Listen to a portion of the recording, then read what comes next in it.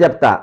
మెదక్ జిల్లా రామాయంపేట్ మున్సిపాలిటీలో సుబ్రభాత్ రావు గారు యూత్ కాంగ్రెస్కి వెళ్ళి దాదాపు 34 సంవత్సరాలు 40 సంవత్సరాలు నాకంటే సీనియర్ సుధీర్ కుమార్తో పనిచేసిండు. 40 సంవత్సరాల పైగా కాంగ్రెస్ పార్టీలో ఉంటాడు. ఆయన ఎమ్మెల్యే ఆస్పిరెంట్. ఆయన కార్పొరేషన్ చైర్మన్ ఇస్తామంటారు. ఆయనతోని కోట్ల రూపాయలు ఖర్చు పెట్టిస్తారు. తీరా టికెట్లు వచ్చినాక ఎవరికో ఒకరికి ఇస్తారు.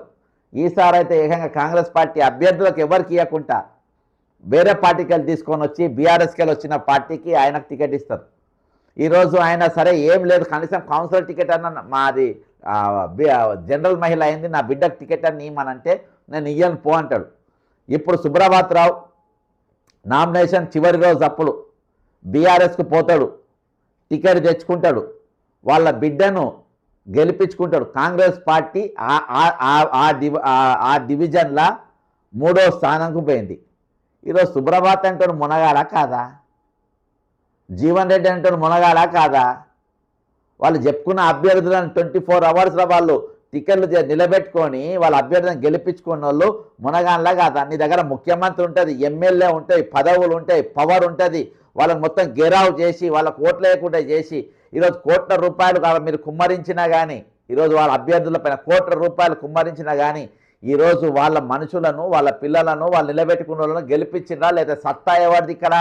నీ దగ్గర గుర్తుంటుంది, నీ దగ్గర పవర్ ఉంటుంది, నీ దగ్గర పైసలు ఉంటాయి, నీ దగ్గర పోలీసులు ఉంటుంది, నీ దగ్గర యంత్రాంగం ఉంటుంది. అయినా కానీ ఈరోజు 30% ఓటు ఆపోజిషన్ పార్టీ తెచ్చుకున్నారు. ఈరోజు ఇండిపెండెంట్ తెచ్చుకున్నారు. ఇండిపెండెంట్ దాదాపు 5-6% తెచ్చుకున్నారు. కాంగ్రెస్ పార్టీ రెబల్స్ గెలుచుకున్నారు. మళ్ళీ వాళ్ళని తెచ్చుకొని వచ్చి నీ పార్టీలో నిలబెట్టుకొని ఈరోజు గెలిపించుకునే పరిస్థితి నీ దగ్గర ఉన్నది. వాళ్ళని చైర్మన్లు తెచ్చుకున్న పరిస్థితి నీ దగ్గర ఉన్నది. ఇది దౌర్భాగ్యమా కాదా?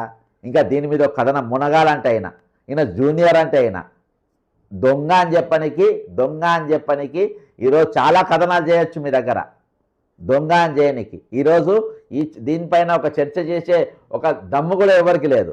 నేను ఇవాళ కూడా చెప్తున్నా, ఇవాళ తెలంగాణ జరుగుతున్నటువంటి ప్రజాకంటక పాలన పైన ఏబిఎన్ రాధాకృష్ణ గారు మీరు ఎప్పుడు చర్చ పెట్టినా ఎక్కడెక్కడ ఏ విధంగా ఈ జనాన్ని ఇబ్బంది పెడతా ఉండరు, ఉద్యోగులను ఇబ్బంది పెడతా ఉండరు, ఎట్లా మోసం చేస్తూ ఉండరు, మేనిఫెస్టోలో చెప్పిన ఎక్కడెక్కడ మోసాలు జరిగినాయి, ఈరోజు ఏ విధంగా భూములు గుంజుకుంటా ఉన్నారు, ఏ విధంగా ఇండ్లు కొడతా ఉన్నారు, ఏ విధంగా వాళ్ళ నష్టపరిహారం ఉంటలేకుంటున్నది. నేను ఎప్పటికైనా చర్చకు సవాల్. నీకు దమ్మున్న ఛానల్ కదా, నువ్వు ఎప్పుడు పెడతావు పెట్టు, నేను వస్తా, నేను మాట్లాడతా. దీనిపైన 20 నిమిషాల ఏది వీకెండ్ కామెంట్ ఆఫ్ ఆర్కే దానిపైన నేను ఖచ్చితంగా పూర్తి విశ్లేషణ ఇప్పుడు చేస్తా. దయచేసి ఈ వీడియోను మీరు లాస్ట్ వరకు చూడండి. దీన్ని ఖచ్చితంగా షేర్ చేయండి. ఇప్పటిదాకా సబ్స్క్రైబ్ కాని వారు సబ్స్క్రైబ్ కాండి. ఎందుకంటే ఇటువంటి దుర్మార్గులకు మూడుతో జవాబు ఇవ్వాల్సిన బాధ్యత మన పైన ఉన్నది.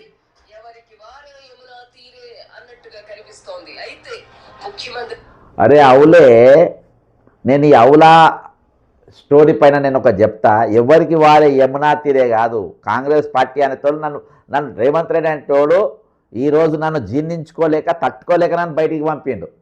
అర్థమైందా? నువ్వు నన్ను ఎన్నిసార్లు చర్చకు నన్ను పార్టీలకు రమ్మని చెప్పి ఎన్నిసార్లు నువ్వు మెసేజ్లు పంపలే మిస్టర్ రేవంత్ రెడ్డి? ఎన్నిసార్లు పంపలే? ఎందుకంటే బయటికి పోయిన తర్వాత ఈయన ఇంత ఎదురు వస్తుంది, ఇంత ఎదురు తిరుగుతారు అని చెప్పి ఊహించలే. ఈరోజు ఎవరికి వారే యమునా తీరే కాదు. కాంగ్రెస్ పార్టీ అంటే ఒక వసుదైక కుటుంబం లెక్క. నీ దగ్గర ఉండొచ్చు చెంచాగాని, మీరు సంచార జీవులు.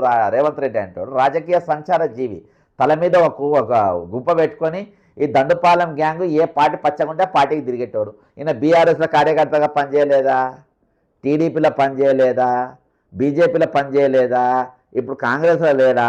నెక్స్ట్ ఏ పార్టీకి పోతారో తెలియదు, ఏ పార్టీ బీఫామ్ మీద నిలబడతారో తెలియదు. ఇది ఈయన చరిత్ర. కాబట్టి ఈరోజు కాంగ్రెస్ ఎవరికి వారే యమునా తీరే అని పేర్లు పెట్టే అవసరం లేదు. ఇక్కడ పేర్లు పెట్టే ఈరోజు కాంగ్రెస్ పార్టీ యొక్క ఐడియాలజీని ఆనాటి కాంగ్రెస్ ఈనాడు లేదని చెప్పు. అది రేవంత్ రెడ్డి నాయకత్వంలో భ్రష్టు పట్టిందని చెప్పు. ఏబిఎన్ ఛానల్ చేసినటువంటి లఫుడ్ స్టోరీలకు ఎవరు ఇటువంటి హీరోలను చేసే ప్రయత్నం చేస్తుందని చెప్పు. రేవంత్ రెడ్డి మాత్రం సమయస్ఫూర్తితో వ్యవహరిస్తూ ప్రభుత్వంలో సుస్థిరం చేసుకుంటూ వస్తున్నారు. తనకు పట్టు లేదన్న అభిప్రాయాలను తీసుకోకుండా సందర్భం వచ్చినప్పుడు మాత్రం తనకున్న పట్టు ఈ పట్టు పైసల పట్టు ఎన్నికల్లో మంత్రులందరికీ జిల్లా బాధ్యతలు అప్పగించి ఆ. సమన్వయం చేసుకుని ఆ. ఫలితాలు సాధించారు. ఉమ్. కాంగ్రెస్ పార్టీ పని అయిపోయిందని ఆ. పలువురు భావిస్తున్న వేళ అందులో నిజం లేదని రుజువు చేస్తూ వస్తున్నారు. ఉత్తర తెలంగాణ, దక్షిణ తెలంగాణ కాంగ్రెస్ పార్టీ పని అనేది ఎప్పుడు అయిపోదు. ఒకసారి రాజేష్ ఖన్నా గారు ఎన్ఎస్వై 1994 టార్కటర్ స్టేడియంలో ఢిల్లీ ఎంపీగా ఉండే రాజస్థాన్. అప్పుడు రేవంత్ రెడ్డి అంటాడు ఎక్కడ ఉండనో, దయచేసి ఆర్కే నువ్వు పెట్టి ఒక కామెంట్ పెట్టు దమ్ముంటే ఎక్కడ ఉండను. ఏమన్నది తెలుసా? కాంగ్రెస్ పార్టీ ఐసా పార్టీ హై, ऐसा रंग है जिसमें हर रंग मिलता है, कांग्रेस पार्टी ऐसा समंदर है जिसमें हर नदी मिलता है, कांग्रेस पार्टी कभी नहीं हारती, कांग्रेस पार्टी के उम्मीदवार हार सकते हैं लेकिन कांग्रेस पार्टी कभी नहीं हारती, कोई नहीं हरा सकता. కాంగ్రెస్ పార్టీ తరపు నిలబడి అభ్యర్థులు ఓడిపోవచ్చు కానీ కాంగ్రెస్ పార్టీ ఐడియాలజీ అనేది ఓడిపోదు. ఈరోజు ఐడియాలజీ ఇయాటికి నాలో ఉన్నది కాబట్టి నేను ఏ పార్టీలో కూడా జాయిన్ కాలే. ఐడియాలజీ అనేది ఒకసారి మనిషిలోకి వస్తే అట్నే వస్తుంది. రేపు మేము రాజకీయంగా ఏ విధంగానైనా చేయొచ్చు కానీ ఐడియాలజీని మాత్రం మేము మారం. కానీ వీళ్ళు ఐడియాలజీని మారుస్తారు, ఆలోచనలు మారుతారు, విధి విధానాలు మారుతారు, స్వార్థం కోసం ఏదైనా మారుస్తారు, ఏదైనా ఇది చేస్తారు. ఆర్కేకి ఒక స్ట్రేట్ క్వశ్చన్ ఇస్తాను. మిస్టర్ రామకృష్ణ, మీకు ఒక స్ట్రేట్ క్వశ్చను. ఈరోజు తెలుగుదేశం పార్టీ తెలంగాణ ఎందుకు సంకనాకిపోయింది? ఈయన మొగోడైతే ఆ తెలుగుదేశం పార్టీని జాకీలు పెట్టి లేపెట్టాడు కదా.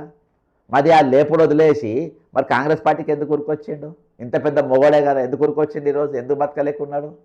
అంటే కాంగ్రెస్ పార్టీ అనే నెక్స్ట్ అధికారం రాబోతుంది.